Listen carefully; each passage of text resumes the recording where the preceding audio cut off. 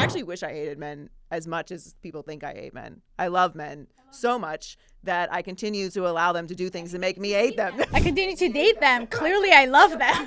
The idea that you are like wrong for being attached to someone that you have had sex with is crazy. You know, if a man doesn't want to take care of you, especially the beginning with the courting stages, that man hates you. Girl, the gospel is what you're talking about right now.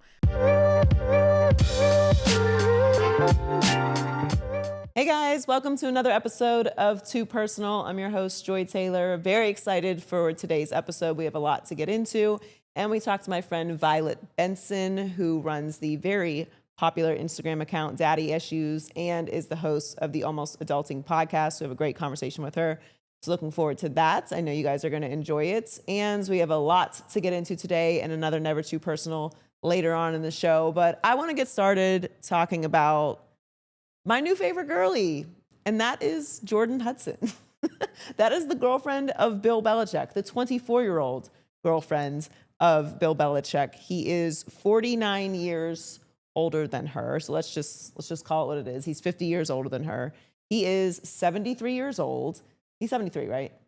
Yeah. Okay. He's 73 years old, and they are just taking the internet by storm. And when they first came out, obviously there was a split reaction to the public nature of their relationship because he's obviously 50 years older than her. And I will say a lot of men were very pro Jordon and Belichick. They were doing the high fives, good for you, Bill, you know, as you should type thing.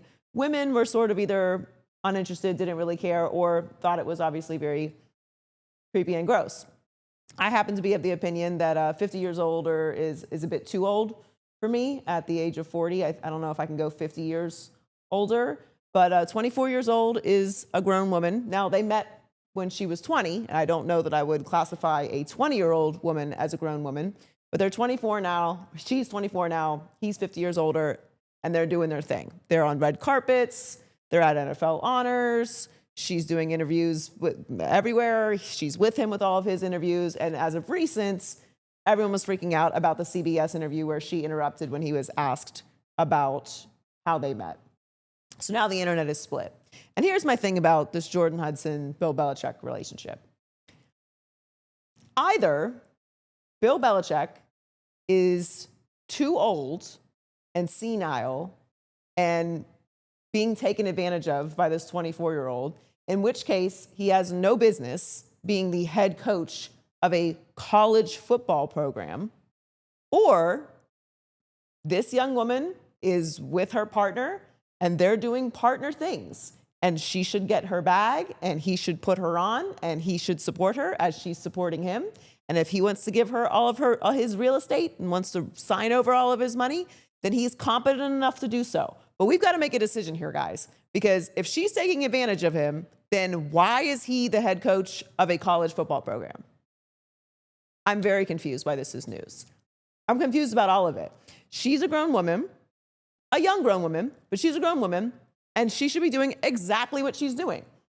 We're talking about being taken advantage of, and she's manipulating him. If that's possible, if this grandfather, this grown-ass man, cannot control a 24-year-old woman, why the fuck is he the head coach of UNC's football program? You can't have it both ways. She's doing exactly what she's supposed to be doing. By the way, if she didn't look the way that she looks, he wouldn't be with her. And if he didn't have the money and power that he has, she wouldn't be with him. That's the exchange. We didn't invent the patriarchy. You guys did. Someone has to make a decision here. I'm in full support of Jordon Hudson. She should do exactly what she's doing. She should get her bag. She should set herself up for the future. She should be out in front supporting her man, and she should be running things that he turns over to her. And if anyone has a problem with this, you should have spoke up earlier. You should have had a problem with it from the beginning. You shouldn't have been talking about how excited you are for Bill and he's living his best life. And no. Keep that same energy, or he needs to retire and get the hell out of college football. You got to make up your minds. I am pro Jordon. I'm here for it. I am supportive of everything that she's doing. She should get her real estate. She should build up her media empire. She should set herself up for the future. I'm here for it. Do what you need to do, girl. That is an adult man. He has generations of children. He has He has created children that have made children. He should have enough competence about him whilst being the head of UNC to be able to know what he's doing with his money with his girlfriend. That's their business as far as I'm concerned. Do what you need to do, girl. We all stand. So the other thing I want to talk about today is something I'm very, very excited about. I went to Cowboy Carter last week. Beyonce was incredible. The Met Gala was this week. Very exciting. You have the explosion and success of Sinners. There's a lot happening in the culture and in this world of reclaiming Americana. And I am very, very excited about it. The Met Gala had a superfine tailoring black style theme.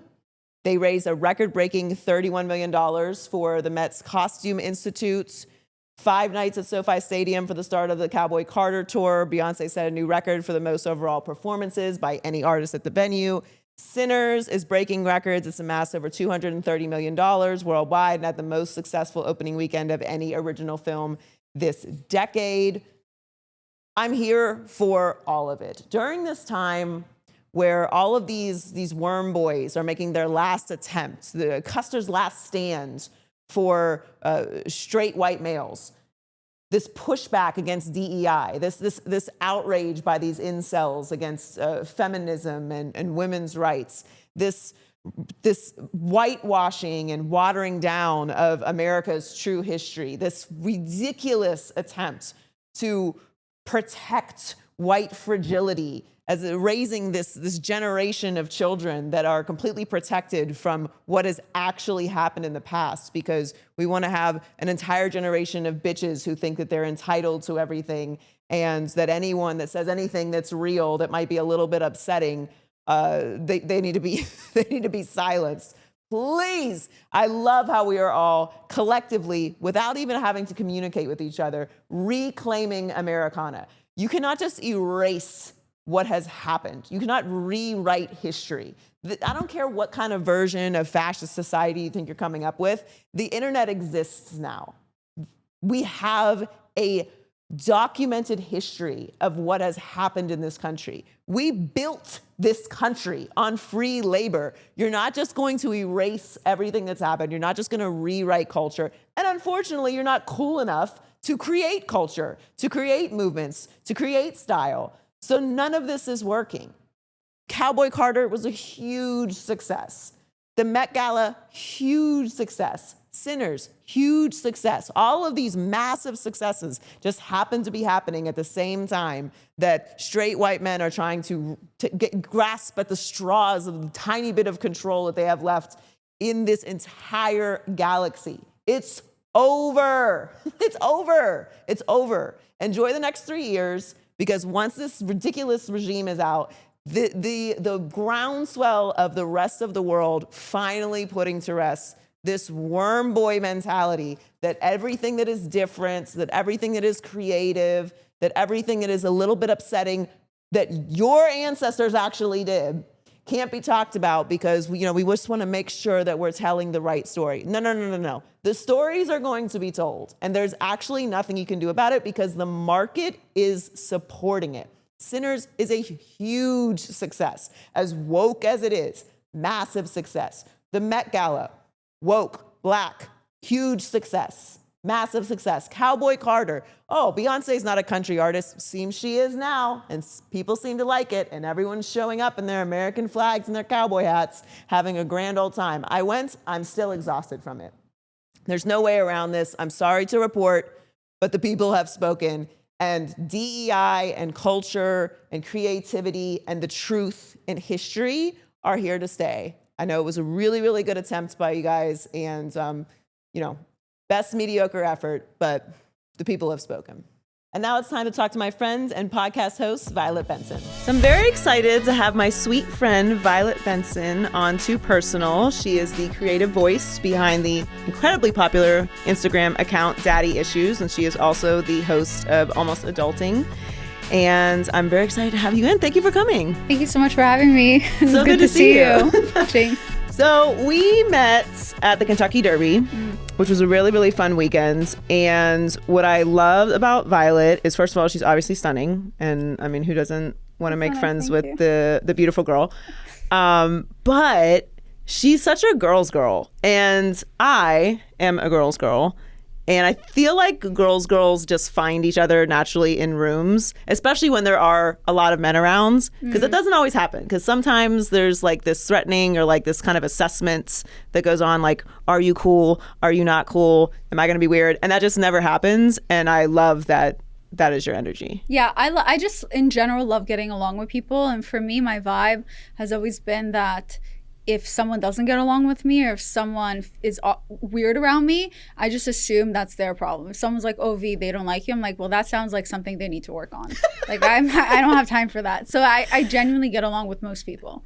Yeah, and that's a good way to move about, but it is your natural, you're not giving yourself enough credit. It is your natural like affection about the world and your natural energy. Because you are very gorgeous, and sometimes people can just be weird around pretty people. And you weren't that at all. But also, when dealing with women, I always find like the non-girls girl to be a very complicated character. Like, we like to call them pick-me's, right? The girls that kind of purposely make other women uncomfortable for just being there. But I feel like that term has now deteriorated and completely, it's overused in my opinion, because literally the other day I was talking to my friend. She goes, oh, are you going to wear that because I was wearing a dress? And I go, yeah. She goes, why don't you put a pair of jeans? And I go, I don't really wear jeans. I only like to wear dresses. And she was just like, okay, pick me. And I was like, what? There's no men around.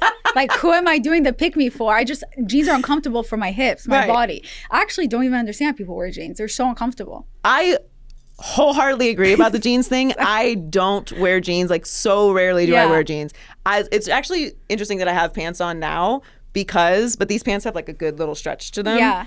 I almost always wear dresses or skirts. First of all, a dress is one thing to pick out. If I wear jeans, I gotta get a jacket. I have to get potentially a belt. I have to do like a bunch of different things. I'm with you on the jeans. Not to derail, but yes, I do feel you on the pick me conversation, because the definition of pick me has gotten too broad. And it feels and now almost actually feels like it's another term to put other women down. Yes. Where there's nothing you can do without being called a pick me. So at this point, I even make jokes. I'm like, I guess I'm a pick me. Yes, you have to, because one, if you agree with anything that is at a whole things that men are doing, or if you're like, okay, I hear you, girl, but I do agree with him on this, then you're automatically a pick me. And listen, it's so rare that even happens that it should be very obvious that you're not a pick-me. But yeah, like it is sort of shifted into a way to insult women for not doing the thing that you want them to do. Yeah, it's unfortunate that I do think with how a lot of women we were raised, aside from always, being told to not be too aggressive, always be polite, always be nice, don't be too much of a bitch. There's all those things. But then we're also in a weird way raised where women compete with one another and they don't even realize that's almost internalized. So that's why a lot of times women end up not liking each other. But I think it also has to do with, I grew up, I'm going to say ugly, because, beauty is subjective. But I grew up as a very awkward kid, and it took me a long time to get into my looks. So I never focused around my looks. Right. And even to this day, my confidence doesn't stem from my looks. So that's where I don't, like, if I wake up and I feel ugly, I'll still be confident. So let's talk about the confidence thing. You did an episode talking about how to be confident, and you didn't cover looks in your suggestions. You didn't talk about that at all. And looks are obviously something that all of us think about. We all dress ourselves, we do our hygiene, or we do our makeup, or we do our hair. Like what you look like and how you present to the world does matter. And sometimes you're uncomfortable with it, and that can affect your confidence, which is perfectly reasonable. We all have ridiculous standards that we're supposed to achieve. But I agreed with your steps for confidence. And one of the things that really resonated with me, and you should go listen to her episode on it, it's very good, is how you talk to yourself. Because so often we sort of brush over, we are our own biggest hater. We are so mean to ourselves. And I've noticed this as a habit now. I will take, as we all do, 7,000 pictures, right? Like I'll take 7,000 pictures in this one outfit. We scroll through all of them. We're like, ugly, ugly, ugly. Like maybe we pick one that we like. And that's a habit. And sometimes I'll have this whole shoot at whatever I'm at, and I'm like, I don't like any of these pictures, I'm not posting them. And I'll go back 6 months later and look at this raw photo that was taken, and I'm like, oh my God, I looked so cute that night. What the fuck was wrong with me? Why was I like nitpicking everything that I had going on? And we are so hard on ourselves, and that is a big part of confidence. Well, because there's scientific research behind this of how our brains functions, and how we talk to ourselves really does end up becoming our reality, because how we talk to ourselves become our thoughts. So if I'm going to keep making, because sometimes you meet someone, they make loads of jokes like, yeah, I'm such a loser, I'm such this, I'm this, nobody likes me, blah, blah.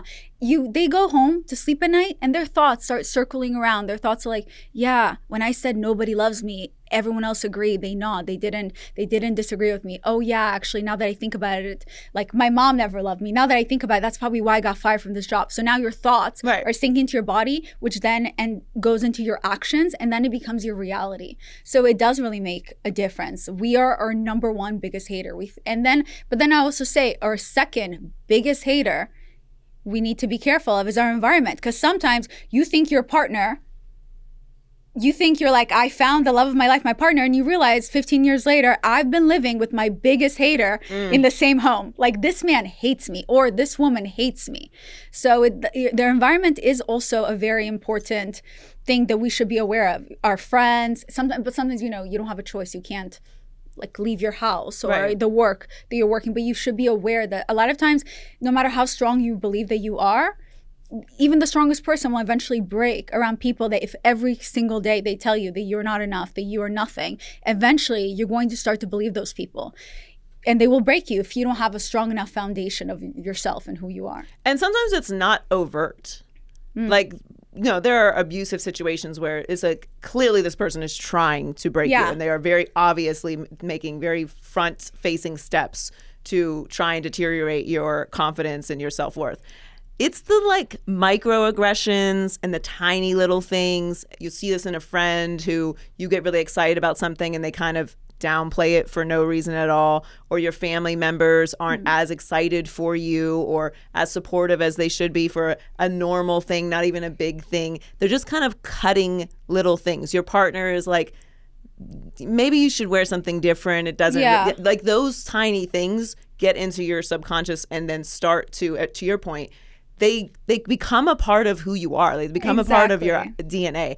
As you were saying that, I was thinking of this person that I know who is morbidly insecure. It is so uncomfortable to be around them. They're an incredibly beautiful person. Hair is always perfect. Skin is perfect. Tall, gorgeous. Looks doesn't mean confidence. But this is the point. Like, no one would think that she is this insecure. And all she does is talk about how ugly she is, how sad she is, how her hair looks terrible today. Like, she's constantly talking bad about herself to the point that she did this in a room full of women that were older. And not that there's anything wrong with being older, but the point of this is she walked in as this gorgeous model of a person, like shining light of a person, and kept talking bad about herself to the point where you notice the other women in the room kind of getting irritated with the level of negativity that she was pouring out. Because it's like, listen, you check a lot of boxes that a lot of other people would love to check, and you're kind of in a way insulting us by how low you're being about yourself. So how you talk about yourself is crazy important in the environment, but you have to watch the environment, because you can control how you talk to yourself, but you can't control how other people talk to you, so you have to protect yourself. Well, you can choose the information that you process, but I will say, I forgot who said this, and it always stuck with me, is that a negative person, if you're around a negative person for long enough, a negative person will be able to bring down a happy person to their level. But the scary part is that no matter how happy you are, you will not be able to bring up a negative person if they don't want to be brought up. No. So that's why it's so important who you surround yourself with, because no matter how happy you are, if you're around this negativeness, disease, to me, it's like a disease. If you're around that long enough, it will bring you down, or you just have to kind of set your boundaries. But one thing, when I did my episode about confidence, my recent episode, one thing that I learned that was really interesting when I gave the different, I think I gave 5 things that people can do to start becoming more confident. One of them was that confident people, research shows that confident people process information differently than insecure people. They have a choice to decide to take the information that you're giving me and make something different off of it. And that means, for example, if I'm feeling insecure, let's say I gain a few pounds and I'm putting on an outfit and I go out and somebody goes, oh, cute outfit. If I'm in a negative state of mind, then I'm not going to process your compliment as a compliment. I'm going to think, was she being sarcastic? Right. Was she being rude? Is she being a bitch? Like, is she making fun of me? That's not nice. Like, oh my God, I just want to go home. I want to take this off. Like, screw this bitch. You know? That's how I'm going to process that information because I'm in a negative state of mind versus when you're confident and feel good about yourself. Oh, that's a cute outfit. Thanks. I know. Somebody gives me a dirty look. Oh, well, they must be jealous because I look good as shit right now. And one of the things that I said in my confidence episode towards the end, the 5th part, is that I said everyone's a loser. And what I mean by that is not in a way that I'm better than everyone else, because the ego, you can't win with that. The ego is your biggest enemy. It means that when you realize that everyone's a loser, me and you as well, I'm a loser, everyone else is a loser, you remove people from the pedestal that you've been putting them on. And when you have no one to impress, you can just live your life the way you're meant to live your life. Right. Like none of these people actually matter. Like, I genuinely do not give a shit if someone laughs in my face or laughs at something I'm doing or telling me that something is cringe, because unless you are paying my bills, you are not going to be living rent-free in my mind. At all. And that's hard to do, though. It is hard to do. And it's a constant affirmation because we get downloaded with so much stuff on social media and everywhere we go that you're not good enough and you don't have the right car and you don't have the right clothes and you don't have the right haircut and you're not skinny enough or you don't have the right ass or you don't have the right tits or you wear too much makeup or you don't wear enough makeup or your skin isn't clear enough. It's constant. So you have to really, to your point, have a foundation in yourself. But I was just talking about this weekend with one of my friends about how, like, none of this fucking matters. Like, we just went through a really crazy time in Los Angeles, and it put a lot of things in perspective just on the things that we own, like what's important to us that we even own. And none of this matters. Like, what matters is your happiness. And that applies to so many things, whether it is work, whether it is your friendships, whether it's your confidence, whether it is dating. We drag things out to be so much bigger than they are. But the thing is, we all do it. And then we shame ourselves for doing it. But the point of it is like, the more you put people on pedestals or look at someone else's life, and comparison was one of the things that you said was really bad for confidence also, because you're comparing something that's not real. You don't know what is going on in someone else's life. You don't know why this person is telling you that you need to achieve this. It doesn't matter. It's about what the fuck you want. And you are never going to please everyone. Everyone is, no matter how fucking perfect you are or you think you are, somebody is going to come and try and fuck your shit up, because that's not what it's supposed to be. Everyone is not supposed to like you. Yeah, but I also want people to understand that there's no such thing as being happy all the time and being 10 out of 10 happy all the time. And there's no such thing as, when sometimes you listen to these podcasts on how to be confident or how to be happy, then you think, oh, is there something wrong with me because today I don't feel happy? So I also want to encourage those days, because or when people talk about high vibrations, that's when you can manifest, when you're in high vibrations. And if you're in low vibrations, your life sucks. But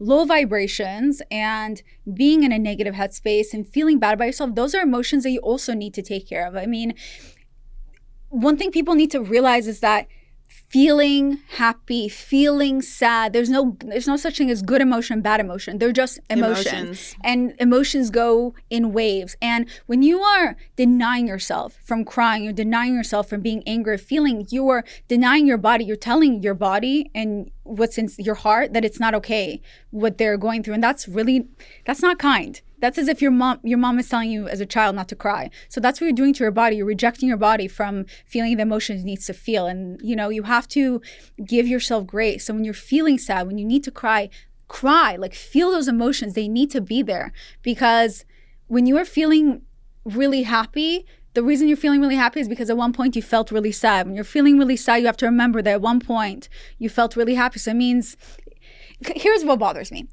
When we are sad, we think, this will never get better. That's usually the emotions we think. This is the worst thing to happen to me. I will never be okay again. And yet when we're happy, we don't even allow ourselves to be happy for 2 seconds. We're like, okay, I don't want to be too excited because this is going to pass. Like, it's not, I just know something bad is about to happen, or I don't want to overdo it. Oh, I don't want to be cringe or be too happy for myself.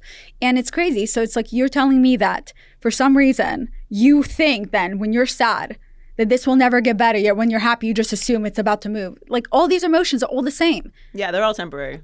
And if you're in a negative space of mind, no matter how great things are, you will always find something wrong with it. And the same thing you can do when you're in a bad situation, you always find the positive things in it. Yeah, you're absolutely right.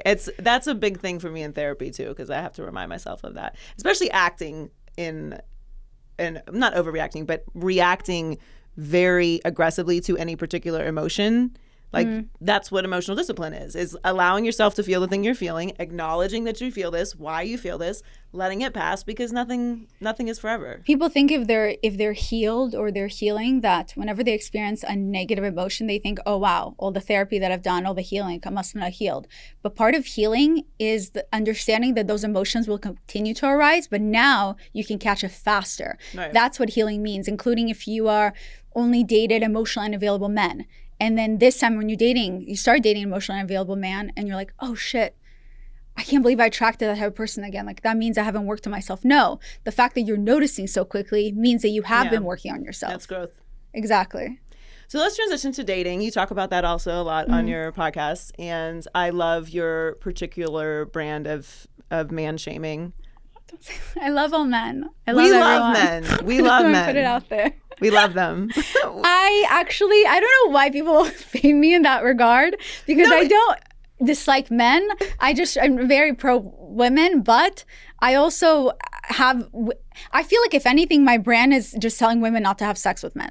It is. Which I don't think is hating men. It's about women just not giving, like swapping energy and, No, it's important. I don't think that you are a man hater. No. I think that you have a point of view on men, and sometimes that can be people think I hate men also. I actually wish I hated men as much as people think I hate men. I love men so much that I continue to allow them to do things that make me hate them. Clearly, I love them. The fact that I continue to date this apex predator, despite the fact that I know it is against my best interest, should show you how much I love men. Exactly. Okay, so not having sex is a topic I love. So you talked about renewed virginity. Okay, that is so wild that sometimes I'll make a comment, and the fact that you're mentioning it, like I've gotten even DMs today from women asking me about, so they were asking me, some women were asking me about God and their renewed virginity, and then some other women were asking, and I was like, I didn't even realize that it's as if I was doing a full reboot. I was just saying words. Like I didn't realize that was going to mean to some women that I was talking full on Christian values or something like that. And then what started this? Like I was just making a joke. I'm a reborn virgin because I haven't had sex in a year. Like obviously I'm not a virgin. Right. Obviously, I'm kidding. Hello. I mean the virginity thing is a whole separate topic to me, but I do think it is important to take breaks from sex. I just don't want to have sex with someone if I'm not exclusive with them until I choose to be exclusive with them. Because for my own sake, first of all, me personally, I get attached from sex. I'm not even discussing the episodes that I've done explaining to women the different hormones that our bodies release during sex and during cuddling, and the different hormones that men release and the type of hormones that men need to release in order to fall in love with you, called the love hormone for men, because women and men have different love hormones that we release at different times. It has nothing to do with that. Me personally, I will get attached. Guys, if a guy was on top of me, inside of me, I'd be like, what are we? When am I meeting your parents? After you come. Perfectly reasonable. And it's good that you know that about yourself, because a lot of times when women are going through their sex journey, because there's so much shame and bullshit attached to women having sex. Men have a completely different societal track for having sex. They're encouraged to have sex younger. They're shamed if they don't have sex by a certain time. They're encouraged to have lots of partners. Not all, nothing is everything in all, but in general, this is what we're speaking about. And for women, particularly if you come from a religious background, you have to sort of work through your version of what sex is and how much it matters to you. And then there's a whole version where women are sort of shamed for getting attached for having sex. Yeah, but I've also been shamed for not sleeping around. So really, you can't really win. No, you can't win. Because then I'm a pick-me that I don't want to have sex with men. So it's like, I actually can't win, because I thought I would be more of a pick-me if I did. But apparently, it makes me a pick-me because I don't want to sleep with men. Yeah, there's no right answer. But what I'm saying is it's good that you know that, because I will have... I've gone through my own phases with that, but I also have friends that are dating who will convince themselves that they don't get attached during sex. And I'm like, that's such a weird thing to convince yourself of. It's totally normal to be attached to someone that you have sex with. That's which is very intimate thing. I don't understand. Hello, that's very intimate. It is, but it's been de-intimatized. I don't know if that's the word, but that's what we'll use here. It's been de-intimatized in a lot of ways. And for women, as I'll just speak to the women right now, the idea that you are like wrong for being attached to someone that you have had sex with is crazy. If you don't get attached to someone, that's also fine. But you shouldn't be shamed about that. I think some man out there decided to write this shit and have made women believe that we can be just like dudes out there. We can go and have fun, have sex, and keep it casual. And I genuinely believe a man wrote this to trick women into thinking. And I don't agree with that, because it's like, what do you really get out of it? First of all, you're probably not coming, especially the first time sleeping with that guy. Like, I'll be honest, you're not coming. You probably have to like masturbate when he leaves. You know, because it's really rare to have an immediate sex. 20 to 30% of women. I forget. I think it's 20% of women can ejaculate from their vagina penetration. From penetration. Most, I don't know. I don't know like how to keep it as simple as possible. Let's just say penetration. I'm just trying to keep it very simple. Vaginal hole from their hole, and not from their clit hole. Just trying to keep it simple, nice. Whatever. So, and then most women can orgasm from their clitoris. Yeah. So it's just, I don't know. It's just different. For me, I tell women it's not just about the sex. I think you should be self-aware and think twice of who you share your body with, your personality with, your time with, everything with someone else. So I'm not just telling women don't sleep with a man. I'm also saying be aware. Does this person deserve your time? Does this person deserve your personality? Does this person deserve your nurturing and caring side? Figure it out first before, because sometimes when we sleep with a man, everything goes out the door. And we're like, okay, I can make it work. I mean, yeah, he's been to jail 3 times, but maybe he's changed. Yeah, he lives still with his mom and he's 42, but he can come live with me. I can take care of him. Like, that's the provider? Like, that's the protector you're looking for? Come on. Like, he was just inside of you 2 seconds ago. That's why you're thinking like this. I don't appreciate these personal attacks, by the way. But you know what I'm saying? And by the way, they even say, people don't even believe in energy swaps, but they even say that it takes a period cycle to remove like whatever entered you, and it takes 7 years to fully remove a person from you. So forever, you know, let's say you broke up with your partner finally 7 years ago, finally 7 years later, your body is free of that person. Oh, I don't want to think like that. Let's make that. Let's think of the period cycle. The period cycle makes sense. Really true. You can get so obsessive over a guy, and you will get your period, and you're shedding whatever was inside of you that entered you. And the energy is such a big difference. One time, years ago, I was sleeping with someone that was very negative.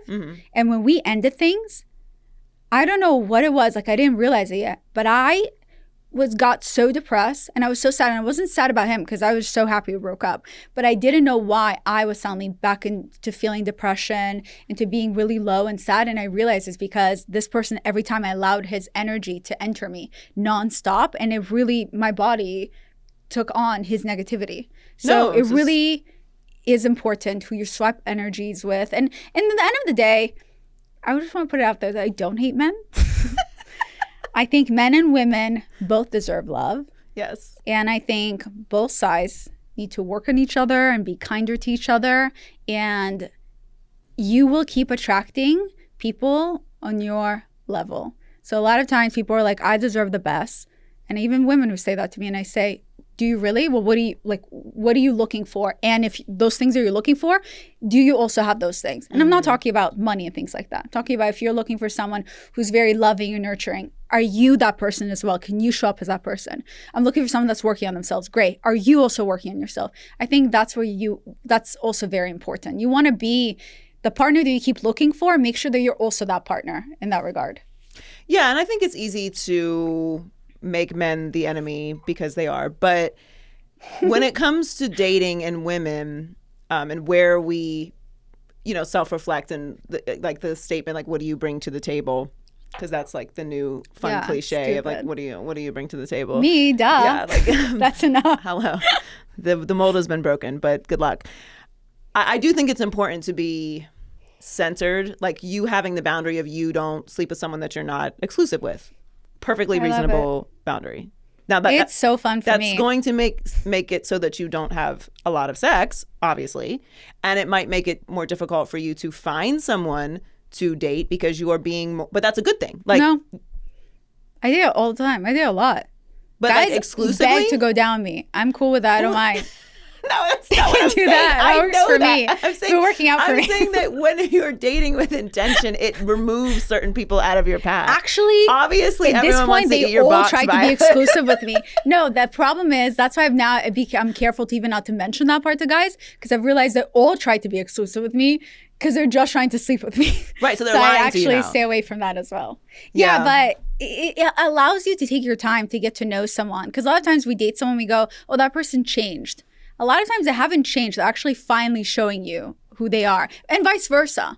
Because in the beginning, we show up with our best foot forward. Right. And then eventually you kind of start to see who this person really is. And no matter how confident or real someone is, like, it's complete human nature to be on your best behavior whenever you first meet anyone. And like, it's part of dating also. You're meant to break up until you find your person. And I do think dating now has gone a little bit more complicated and harder with all the dating apps and everything that's available. It's also hard, I think, a lot of times to date for people who are in an entertainment and people who do have a large following because not everyone understands that lifestyle. Or like whenever I date guys, I feel that they're always like, oh, I don't even want to see your DMs. I'm like, my following is all female. Like it's just me giving advice to women. My DMs, not a place you want to go. Oh, so for me, it's just all the opposite. Oh. But that statement though, that is an insecurity red flag that I could not get over. Like if you're worried, first of all, the DMs have been there since the beginning of time, and whether I was on television or had a podcast or anything, like they would be full.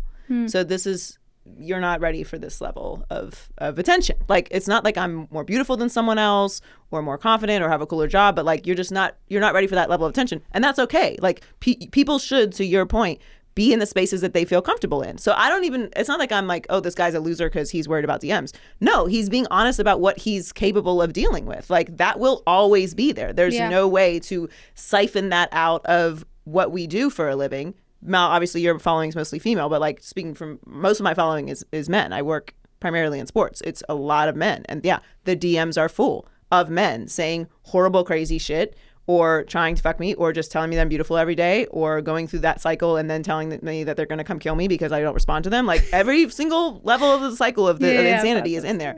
So I would never want to be with someone that would be worried about that because I can never appease that for you. I can't fix that. And that's where the dating pool gets smaller and smaller for the more successful a woman is. Or in the public eye, the more educated she is, even research shows that the dating pool for that woman gets smaller and smaller because women normally look for someone equal or more successful. And for men, the more successful they are, the more educated they are, their dating pool gets larger and larger because they can keep dating the same women they were dating before. Plus now they can date even higher up or nicer. But there's this one book. Okay, so whenever I speak of anything on my podcast, I like to do loads of research on that topic, and that's how I'm able to then present the research that I have, and that's how so the same thing applies to dating. So when I speak about dating for women, how to date men, so even when men try to shit on me for this, I read books written by men on how to date men, because that is how I'll know how to date men. So there's this one book that's always stuck with me, and it's a bit controversial. But this book is called Why Men Don't Love Women Like You. And it is so good. And I recommend to everyone to read that book. And that book explains so well about what men look for, what they're interested in. And one thing that really opened my eyes when I read that book that I completely forget sometimes is that what us women, what we look for in a man is so different what men look for in women. And we forget that. So a lot of times, a lot of us women that were successful, we think, I bring so much to the table. Like I'm successful. I mean, I'm a homeowner.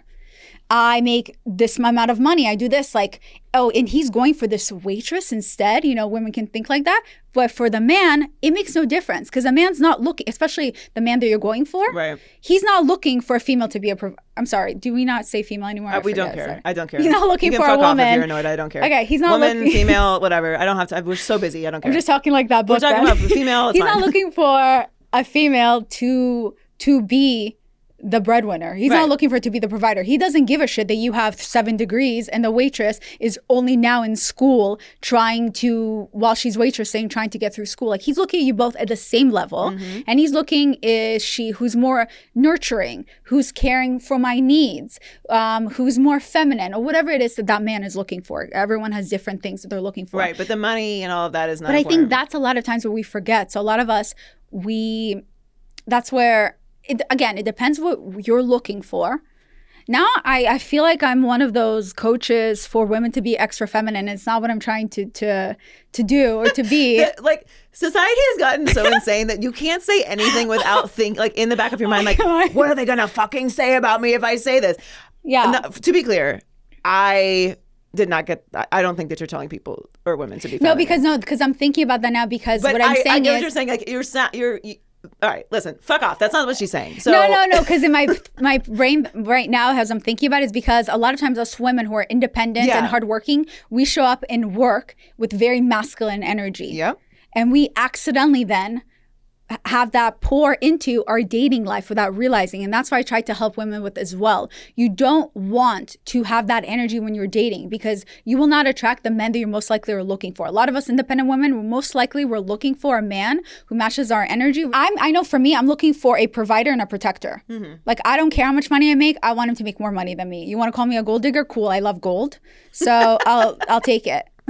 I'm looking for a provider. So if I'm looking for that type of energy, that means that I have to put myself in my feminine energy when I'm dating. And that's one thing that a lot of us forget to do. We ended up putting masculine energy into dating. So we're like, when are you picking me up? What time? Okay, here's where we should go, blah, blah. Then you're going to attract men who are just not going to put an effort. And then you're going to be very confused because you're attracting men who are more in their feminine energy. The men who don't really care Which to is put in. fine, but that's not what you want. As a woman in her 30s, I'm looking for providers. So that's why it's important to then, whatever is happening at work, remove that energy and go back in your feminine energy. What does that mean? Does that mean you have to dress more feminine? No, it's nothing to do with how you look. It's your energy, meaning I'm going to allow this person to come to me. He wants to ask me out. Great. Let me know when you figure out where we're going. And let me know what time, and then I'll be ready. So that person gets to plan the date. That person gets to give you a time. That person gets to pick you up. You allow him to be the man while you can be the woman. It just has to do with the energies, especially when you're now looking for a protector and a provider. And there's nothing wrong with standing on what it is you want. Like, this is whole conversation with even like the trad wife conversation and how people get so feral about trad wives. I'm like, who gives a fuck if this woman wants to stay home and raise kids? I don't want to do that. But what does her life have to do with me? There is no standard for what you're supposed to do as a woman. That's what fuck feminism is for. So that if you want to get married, have a child or multiple children and stay home and take care of your husband and be submissive to your husband, I love that for you, girl. Live in that truth. That does not mean that my experience is in any way diminished, because that's not going to make me happy. That's feminism, actually. Feminism is the right to choose which lifestyle you want to have for yourself. That's it's feminism. It doesn't mean that you have to hate all men and now you have to be your own boss and you should never date men again. That's not feminism. Feminism is the right to choose. My mother, I grew up with my mother being a stay-at-home wife, and we're Russian. They played the role of my father being, where's the food? I need the food on the table, and so on. And for years when I was younger, because I had daddy issues, I viewed my mom, I thought, oh, she's so weak for being like that. And then when I got older, I realized my mom is the smartest woman I've ever met, because she actually wears the pants in my house. I just never realized it because she's so feminine and she's so good with who she is that she actually controls my dad without my dad even knowing. And my mom one time even taught me, she goes, you always have to make sure you have to get a man to depend on you. So you do something very small and you do it for him every single day.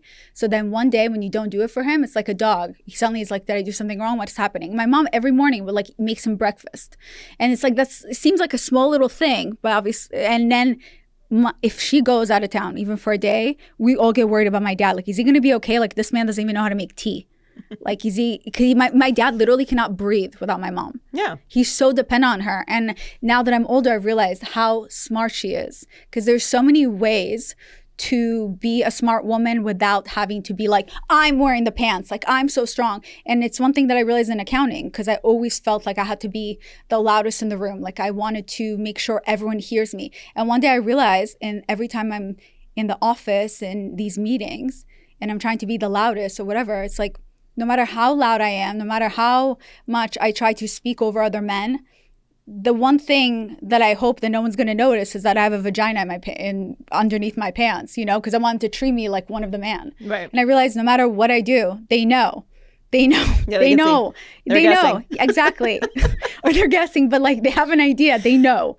So then I realized there's other ways I can get what I want by using my feminine energy. I couldn't agree more. I think that when you're in masculine spaces, you do have to, masculine meaning male-dominated spaces, I should say, you do have to come with a different type of energy. One of my other guests is Dr. Cheyenne Bryant, and her and I talked about this a lot, and what you're saying in that you need to step into your feminine energy because you're an alpha when you're in these rooms, when you're around a lot of power, when you're a lot of big stakes. It doesn't necessarily mean that everyone in the room is a man, but everyone is raised to this level of like boss energy. And in order to compete in those environments, or in order to just even survive in those environments, you have to sort of step into this really strong, powerful space. And when you transfer that to relationships and dating, it can be very detrimental because you're pushing what is like a business transactional mentality and energy on what should be a romantic, connecting, pure, get to know you, a friendship, connectivity that doesn't require that kind of power dynamic. And I make that mistake sometimes. But I think I'm similar to you in that I wouldn't necessarily say I'm looking for a provider. Maybe I just don't like the sound of it. Maybe I am. I don't know. Provider. I just don't. You have my number. Call me. I want a man to be masculine for sure, but I think it's more of the protector thing. Like that's what allows me to be soft. I always say like I'm a very soft girl. I don't come across that way obviously because the world doesn't really allow me that many spaces to be that way, and I also don't want everyone to have access to that part of me because I think it's very intimate. But I only want to be soft with a man. I don't. If you make me feel like I have to be aggressive like that, I will stop liking you because I already know you're constantly going to bring that energy out of me, and then we're just going to beef. And I am ferocious, so you're going to lose. And I don't want to even do that with my man. I don't want to have those kind of conversations. I don't want to have that kind of energy. So what she said about herself, because she's also a very powerful woman who feels the exact same way that we are saying, is alpha submissive, which is a term that I really love. Like and I feel that way. Like it's not about submitting to a man in the negative, like pick me, trad way, like all these things that we have created as negative terms for women. I just enjoy being soft and feminine with a man. A strong man will bring that out of you. Right. I dated this one guy that we went on when we were going on a couple of dates. I noticed even on our first date, my mind started to go blank because he was just guiding me to where we need to go. He was opening the car door, the restaurant door. He was planning everything that I literally stopped thinking. And I always thought it was a joke when I would see those videos where you're like on a date and you're like almost running into the wall of the stairs in an accident. And the guy's like, nope, let's go over here. And you're like, there's no way this happens. And literally it happens with my older sister. So if you're a younger sibling, it happens with your older siblings. They tell you what to do and your mind goes blank. And the same thing happens when when you feel safe in an environment with a protector. Your mind kind of goes blank. And it's so nice when you have to think nonstop all day and work and run your business. You go on a date, a little cute little date. And the man also feels good because it's part of his nature. Like he feels good protecting you. And he gets back that loving feeling because then you look at him with those, like goggly eyes and you're just like, you're the best thing. I'm so obsessed with you. And like, it makes him feel good. Like, that's why I also recommend compliment the guy when he does something good for you. Don't be like, well, you should. That's the bare minimum. how are you like? How are you winning? Who's winning in that situation? You know, someone does something nice for you, compliment them, make them feel, show them how nice it feels. Because trust me, the more you show someone, you give them like a dog. Sorry, I shouldn't say that. I shouldn't. Forget the dog for a second with the treats. But the way you treat someone, if you tell them good job, they want to do it again. Sorry. The way that men also are starved for compliments.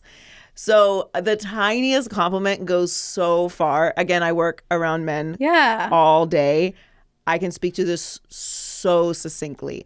Like giving a man a compliment for any reason at all will change their whole fucking day. I do this sometimes where I will purposely be like I won't say anything for months about what someone's wearing and be like, oh, like, it's a good suit. That's all they wear. Like you would have thought that I said they were Idris Elba. Like, outside of their mind, I'm like, it's just a suit. Like, it's a suit that you put on and it looks nice. But men are starved for compliments. We get compliments all the time to the point where it's just almost white noise, which is not a bragging thing. It's just like, it just is what it is. But yeah, compliments are very important. I totally agree that you have in the book, Women Are From Venus and Men Are From Mars, he talks about how to maintain a good relationship. And I forget, but there's 6 rules for women and 6 rules for men. And it literally shows that each one, like the differences of what you need to maintain a relationship as a woman versus a man. So it's true. It's not even the compliments, more, I think, admiration or something like that, where you kind of tell the man good job versus, you know, a lot of us, we can nag. So then it talks about how not to do that. And you do need to affirm positive behavior. Yes. And be appreciative of it, because, and that's not that, again, that's just one of their love languages. It's not about like the bare minimum, like, okay, you put the toilet seat down like you need a parade.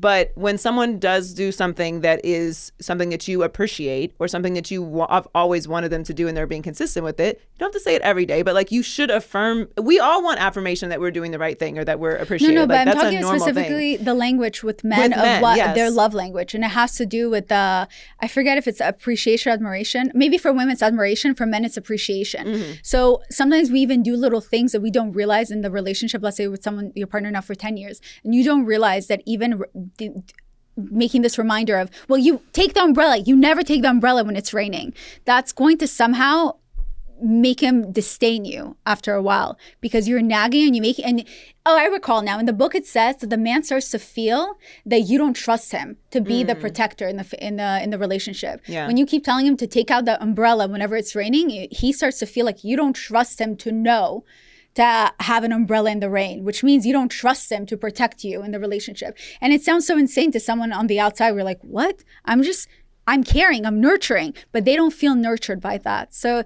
I don't know. The book is actually really good. Everyone should read it. So speaking of knights and princesses and queens, I upset the men a while back. We were talking about one of my friends who had gone on a date. And I actually should have given more context to this story in hindsight, because once I started giving more context to it, people that were mad about it were like, oh, actually, that's kind of insane. But basically what happened was she went on a date with this guy and they had a great time. He asked her on a second date. He asked her to go to a club he did not belong to. She was a member of the club. So it's a private club. Okay. They went and spent the whole day together. He had paid for the first date, done all the gentlemanly things the first time around. Maybe this was the third date. Regardless, very early on. And he basically left her with the bill and then said he didn't want to see her again the next day. Okay. Right. Appropriate response. Okay. Like, appropriate response. My response exactly. Who would think anything? Crazy. Agreed. Incredibly appropriate response. That's insane. He just really wanted to go to that club. He was like, damn, I can't stand that woman. But like, you know, if a man doesn't want to take care of you, especially the beginning with the courting stages, that man hates you. Like, he does not like you. Girl, the gospel is what you're talking about right now. I can't believe there would be any other response. Who would disagree with that? Hordes of people disagree with this. Men specifically. So I was like, the problem is there are princess boys who want to be treated like women. They want to be courted in the way that men, protectors, court women. Everything you're talking about, where you just walk around and your brain is erased because your man has you and like you feel safe and protected and like taken care of. That's what they fucking want. Now, to be clear, that is an insane thing to do. I don't care what the fuck your policy is on dating.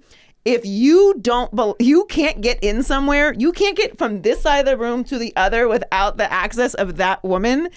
At the very least, if you are like in this split the bill thing, which I don't even want to fucking touch. But I'm European. We don't do that. Cool. That's this is not a problem that I experience either. I've never been asked to pay a bill for when I'm dating someone. When we get into a relationship, that's a different conversation. But when someone is courting me, when someone is asking me for my time, yeah, they're taking care of it. But anyway, the point is the internet flipped the fuck out and they were like, good for him. Like, that's what he should do. Blah, blah, blah. What? Like, yeah, get these bitches back. They just want free meals. Like, she pays thousands of dollars of her money to be a part of this club. Yeah. You can't say she needs someone to get her a meal. Like, you sound insane. But to me, I don't have a problem with a man wanting to go to a club that he's not a part of. Like, I don't have a problem with that part. Of course not. Like, that's cool. That's not a big deal that she's part. It's the leaving her with the bill and then dumping her the next day that made me laugh. It's correct. Like, you're right. You are right. You are right. To be clear, we are right. Everyone else, wrong. It's not about him going to the club. It was actually a great idea. It was a beautiful day. Yeah. Spent time in a beautiful place. All of that is completely reasonable. It's not even really about, that's a little bit about the money because like obviously there's money involved here. But the principle of it is like, what message are you sending if you're trying to court a woman? Like, you want me to be in my feminine, right? Yeah. All the things we just talked about. You want me to show up soft, vulnerable, be surrounded by your presence. You are this dominating, protecting man swarming me with all this masculine energy. And then you pull some shit like that. Like, if you can't afford something, one, don't do it. Very fucking simple. Okay, I think you're confused here. What am I? What? Because when you said, I mean, what message are you trying to send me when you do this and this?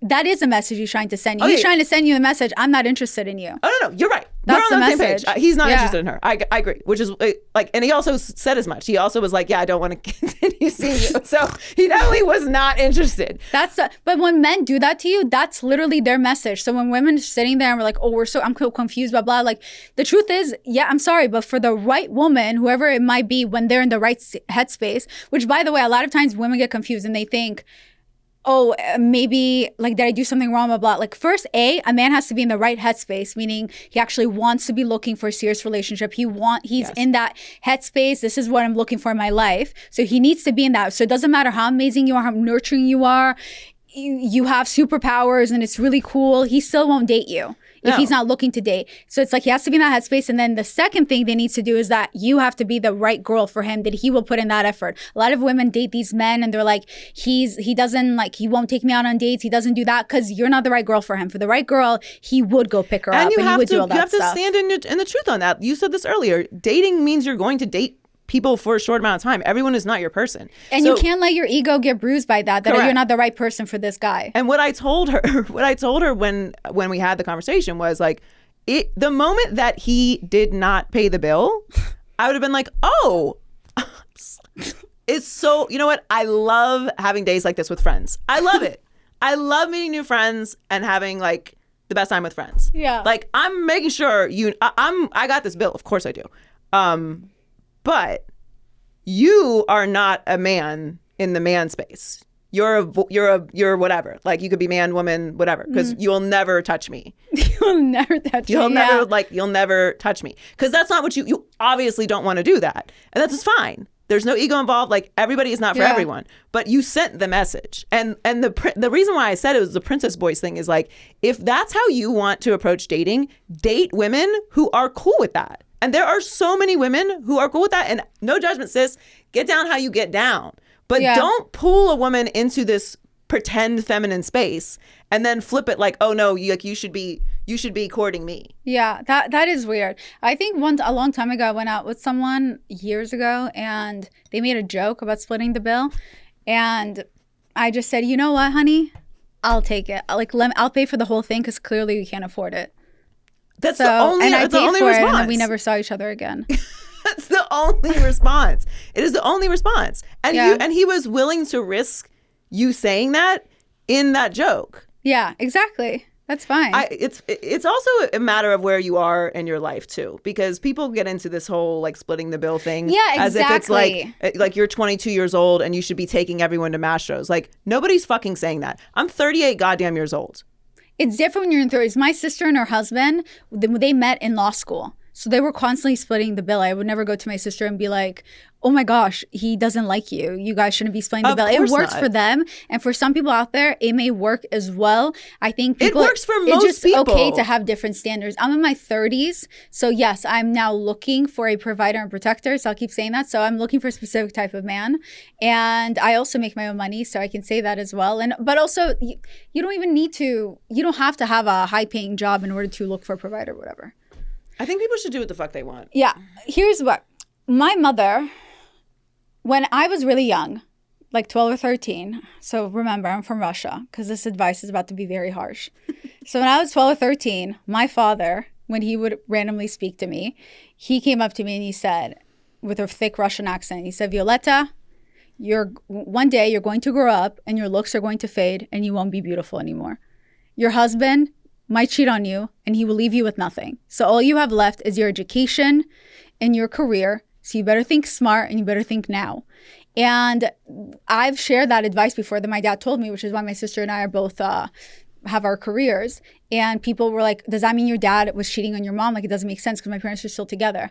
When I was 18, then I found out where that advice came from. Because my dad had my mom keep a secret from me until I was 18. So when I turned 18, my mom took me somewhere to have lunch with me. She said, Violetta, I need to be honest with you. I was married before your father.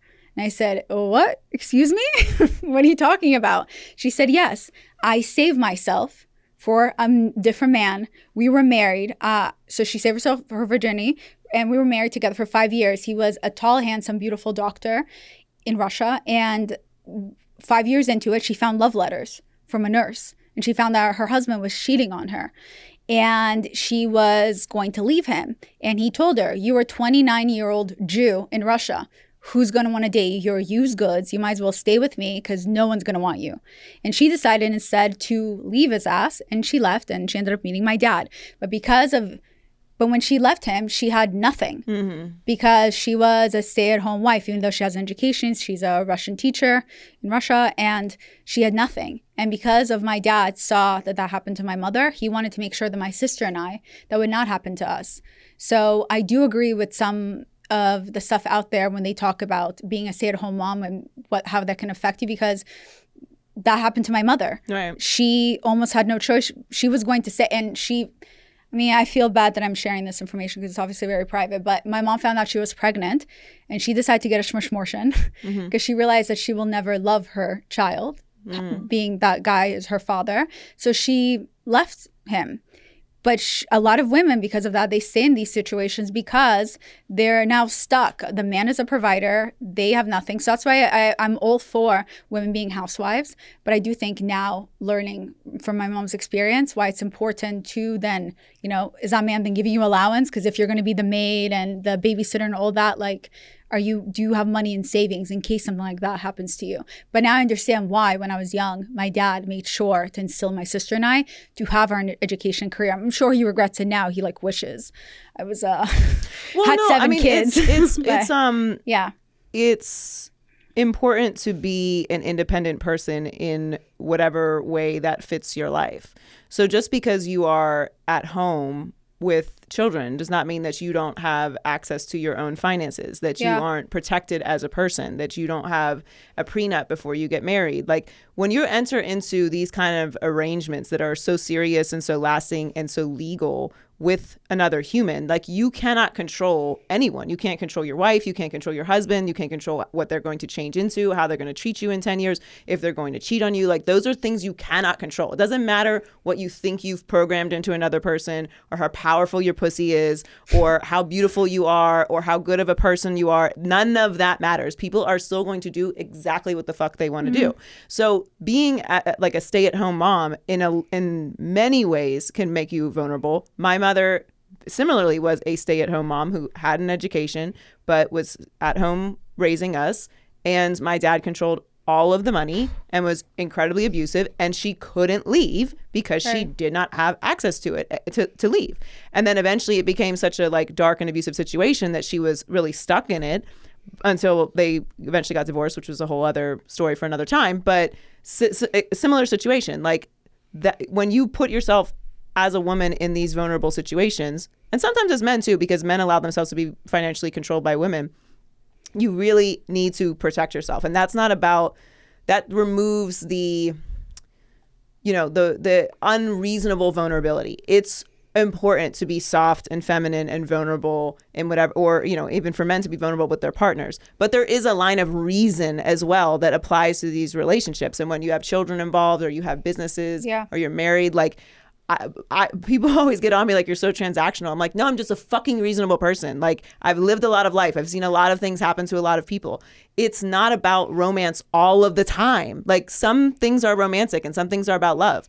But if you're in a partnership, or you're merging someone into your life and they're moving into your home, and you guys are sharing finances and you're sharing children and you're building a life with someone, you also have to have very reasonable conversations about what can happen if something goes wrong, because sometimes things go wrong. Best case scenario, nothing goes wrong and we don't need this contingency plan, but it might. So why would you not have it? My mom married for love the first time, and the second time she married someone that was more provider, and she said, okay, this man can take it. Because basically when my mom moved to a different town, and this is really funny and so messed up. My dad is handsome, so I don't know why she said this, but she basically went to a different town. Someone said, you know what, I have the perfect guy for you. He's tall, he's handsome, blah, blah, he's over there. And she said, I'm done dating good looking men. How about his friend? And his friend was my dad. No. And she married my dad. My dad's an inch shorter than my mom, but he's a provider. And another lesson, my father was a fuckboy growing up. And he was with a woman for 5 years. They lived together, and this man was never planning on marrying her. And then he met my mother, and guess how fast they got married? After 1 month. 1 month, they got married. They're still together. They're still together. Sorry, neighbor.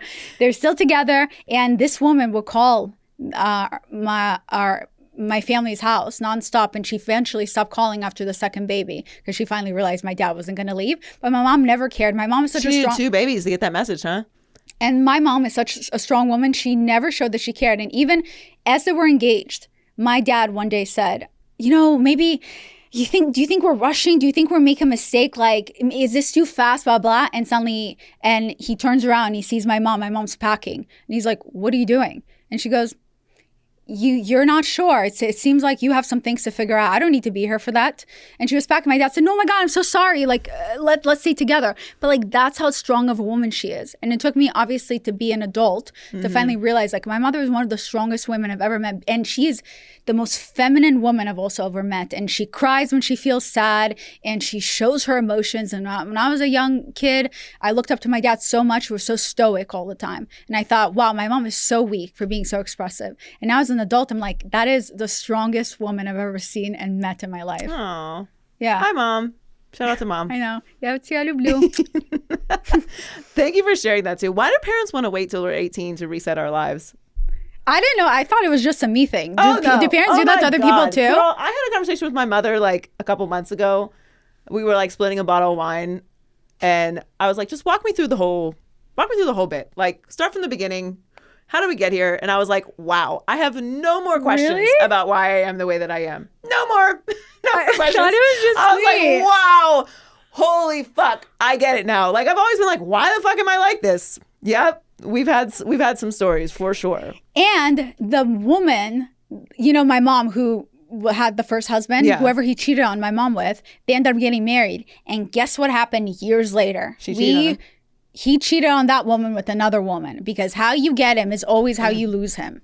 So never be that other woman or feel so proud because that man picked you or that person chose you, because eventually they're going to do the same shit to you. Don't be a pick me. That's the lesson. Is that the pick me? I mean, woman or man, it doesn't matter. If you get with somebody who's cheating on their partner, they're going to eventually do the same shit to you. They probably have that in them, yeah. So, yeah. Well, this was great. Thank you so much for coming down. Thank you for sharing that. Thank you for having story. me. This was amazing. And make sure that you check out Violet's podcast and follow her on social media. She's a great follow and a very funny Instagram follow. One of my favorite stories to check daily is yours. Oh, that's so nice. And I love your kitty. Me too. Me too. She's talking about my cat. Yes. To be clear, her cat is amazing. The cat, the furry Pancakes cat that is an Thank you. actual feline that exists, not her kitty. The creative voice behind Daddy Issues, the Instagram account, go follow that, and the host of the Almost Adulting podcast, Violet Thank you Benson. for having me. Bye. Great chat with Violet. Thank you so much for sticking around for that. And now it's time for Never Too Personal. We love hearing from you guys. Send in your stories to twopersonalpodcast@gmail.com. Or, of course, on Sundays, you can fill out the prompt on IG. You should follow us anyway at Two Personal Show. And make sure you subscribe while you're here as well if you haven't already subscribed. This question is, me and my lady have been dating for 4 years, and I don't know if I'm in love. Should I be worried? This is a tough one because I just had this conversation recently about what it means to be in love. Does it mean that you have a steady, comfortable, safe, healthy relationship? Does it mean that every time they walk in the door, you feel like butterflies and excited and, you know, some of the songs and the stories? I don't really know. I think it depends on what your version of in love is. If you're questioning if you're in love, maybe you're just at the point in your relationship where things have started to get a bit stale. I would not overreact. I would ask yourself, what does being in love feel like to you? What does it look like to you? Are you just overreacting because you're not feeling that crazy, insane passion or toxicity that you may have felt in another relationship where you felt like you were in love?